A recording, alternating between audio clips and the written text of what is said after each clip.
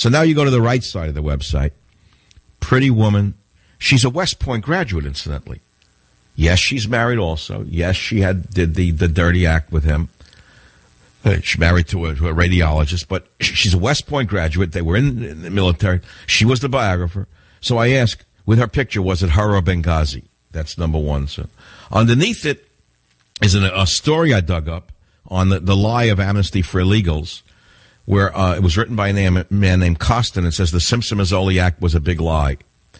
And it's got a cartoon attached to it. You really should read that article. It's fabulous. And there's so much more up there that you're not going to find on any other website. Stories that I found interesting from today and yesterday. It's past post-election stuff, but you see, already we're seeing the corruption of the Obama administration, literally within 48 hours. They take a hero general who was the head of the CIA. It's unheard of. It's unheard of. Never happened before. Never. Never happened before. Of course they didn't fire and tell him to out himself and quit because of the affair. They knew about this for a long while now. No, they wanted him out of the picture. In another time, it would have been done with hemlock or with a .45 caliber solution. It would have been done with what's known affectionately as a Sicilian boat ride, or in Ohio, it's known as, what was the one woman told me a few weeks ago? I laughed. They don't do that anymore. Now it's like, an affair. Oh, I see. Suddenly that's the worst thing the general could have ever done. I'm not justifying it, but certainly, what? You mean the people who outed him in the FBI, they're all pure as the driven snow? Are you joking? Oh, he's in the military, and I see it's punishable by court-martial. Oh, so let me see. When Clinton was doing the same thing, but on a much more massive and much more degenerate, smutty field, he was commander-in-chief, and he didn't resign? Eleanor Cliff said, shenanigans. Remember her, that hag? They call it shenanigans. I remember, I have a memory like an elephant when it comes to politics. I forget nothing. When it comes to politics. And all the hacks now are attacking, but wait till you see what they do to him tomorrow. All the left-wing hacks, the snickerers. Well, he had to go because in the military it's punishable by a court-martial. The very same people who justified Clinton, it's shenanigans. Oh, it's just look the other way. It's just the missionaries. It's the right-wing Republicans. It's the Christian conservatives doing it to poor Clinton. Give him a break. Look the other way. Right? And I didn't say that about him. I'm saying it about him. Something's wrong here. L.A., Los Angeles. Mike, go ahead. You're on the Savage Nation.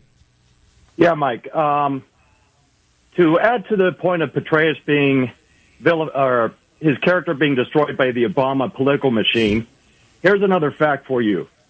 Back in 2004, when he ran for his senatorship, the Republican then that was running against him, Jack Ryan, the Chicago political machine brought up a sex scandal to destroy his character, which paved the way for Obama to become the senator. Mm-hmm. And so this is just the pattern of the Chicago machine. Yes, it's Obama's MO. Okay, so we accept that Obama benefits from Petraeus being out of the picture because he won't testify, and they let him keep his pension to keep him from testifying. You agree with that so far? Yes.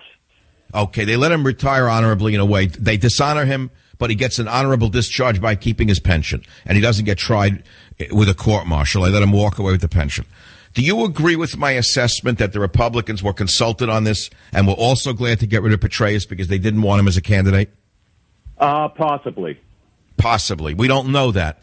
It's more plausible that it's the Democrat side, but you certainly wouldn't put it past the Rhino Party that they would want him out of the picture because they couldn't control him. Well, yeah, with Boehner in control, I mean, he goes to the bar, has a couple of drinks, and then he'll agree with any Democrat, That's what and now let's go to the third issue of the day. How about the talk show host who came out saying he evolved on amnesty in a 24-hour period? How can you evolve in 24 hours? Well, you don't. He just, I watched him early on in his career, and I liked him, but then, he's just a waterboard for the Republicans. See, now this is the problem. This is the problem now, and this is going to happen more frequently, and watch out. Watch your media right now. The day after Boehner called for a sort of amnesty, suddenly one of the top talk show hosts who's a conservative follows that exact protocol? Yeah, it's not good, Mike, and I'm telling you, it's not good for the listener to be that upset by the loss of the election, number one, and now the loss of any voices they can count on. I feel obligated to talk about it.